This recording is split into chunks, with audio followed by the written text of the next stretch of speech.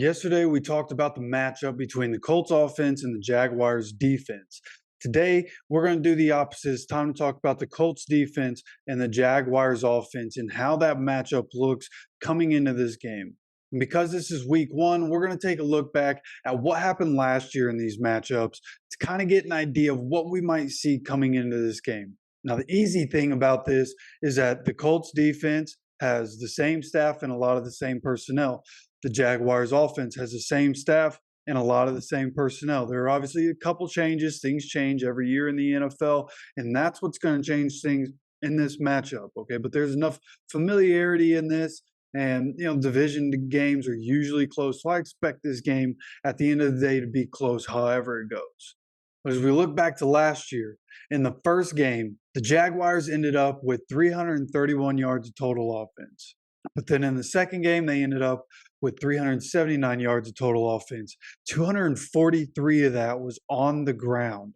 Okay, they had their way on the ground in that second matchup. Now, the Colts won that second game, but Matt Ryan had to throw the ball 58 times.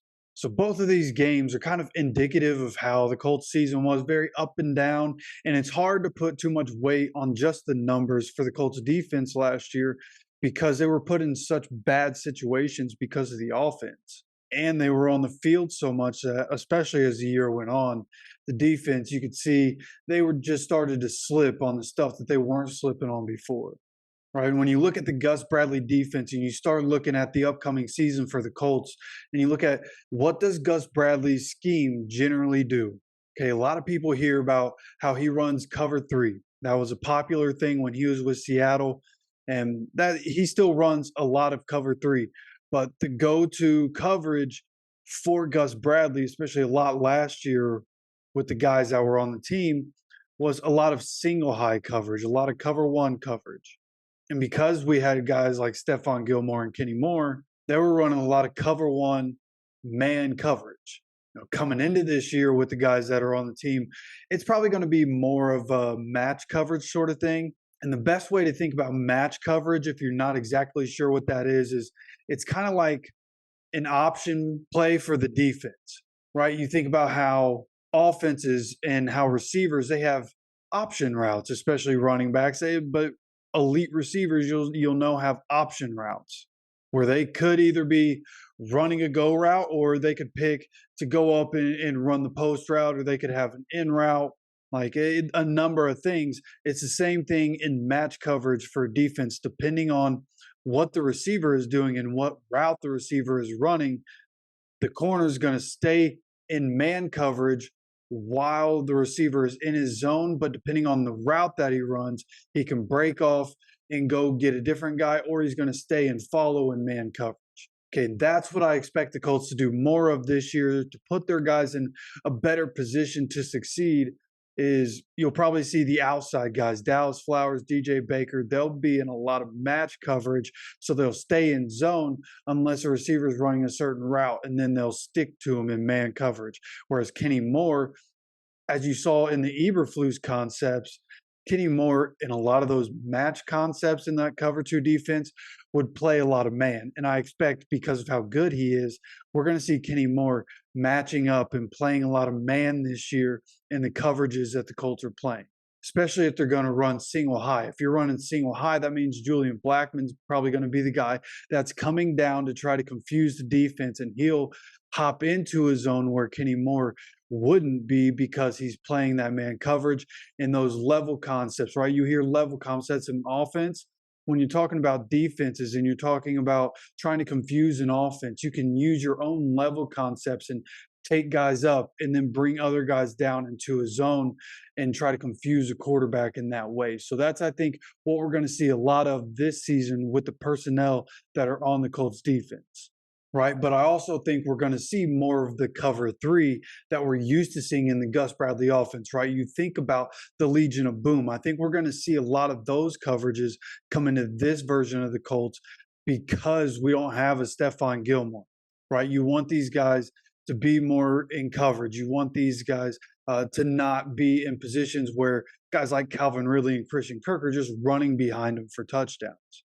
Okay, now one of the things that you've been able to see, if you go through and look at the numbers, and as I have, and you look at what the Colts were good at under Eberflus and then what the Gus Bradley defense was good at, and it was almost the opposite. It's two totally different philosophies of football, right? Eberflus is a bend don't break, and when you talk about bend don't break, that's trying to make an offense have to go down the field methodically to score and hoping that they make a mistake, which is why the Colts defense under Eberflus always had a bunch of turnovers, okay, because they had the guys on the side of the ball like Kenny Moore and Shaq Leonard who could force those turnovers, right? Guys like DeForest Buckner that are in the middle and can disrupt the game from the middle and force sacks and turnovers from the middle.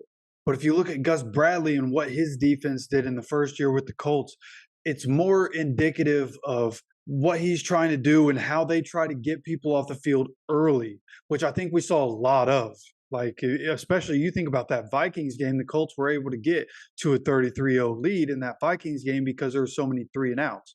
Like, you think about last year, there were so many 3-and-outs from this defense. And the simple fact is that when you're getting your defense off the field, the turnover numbers are going to come down, right? But the Colts were good at third down. They were ranked 9th in the league in third down percentage under Gus Bradley last year, right? So you go back to look at the games under Gus Bradley against the Jaguars last year. In the first game, even though the Jaguars won that game 24-0, the Colts defense held him to 6 of 15 on third down. And that's a 40% third down percentage.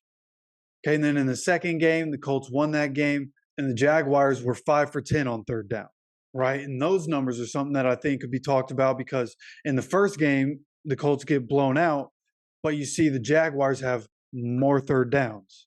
And when you're turning the ball over and you're giving an offense a short field, like, yeah, they're going to take the chances and go for it on fourth down, and they were able to convert on those. But then in the second game, being 5 for 10 and then 1 for 2 on fourth down, what that tells me is that they're not even getting to third down.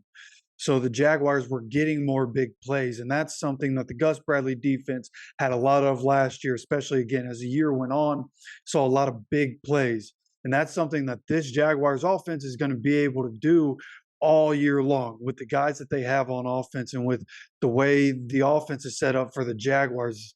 Doug Peterson runs a multiple kind of offense, right? You hear multiple a lot on defense. He does a lot of things on offense, right? There's a lot of RPO, but he'll also run some spread.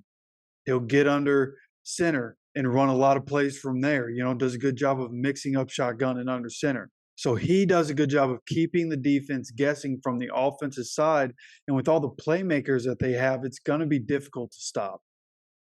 That's just the honest truth. That's why they're such a dangerous team, especially when you have a quarterback like Trevor Lawrence, who we saw last year take a lot of steps, right? Like, not everybody pays attention to everybody in the NFL, but as somebody who does, Trevor Lawrence continued to take steps and continued to take steps, even in the playoff game where he threw 4 interceptions and then came back in that second half and won that playoff game against the Chargers.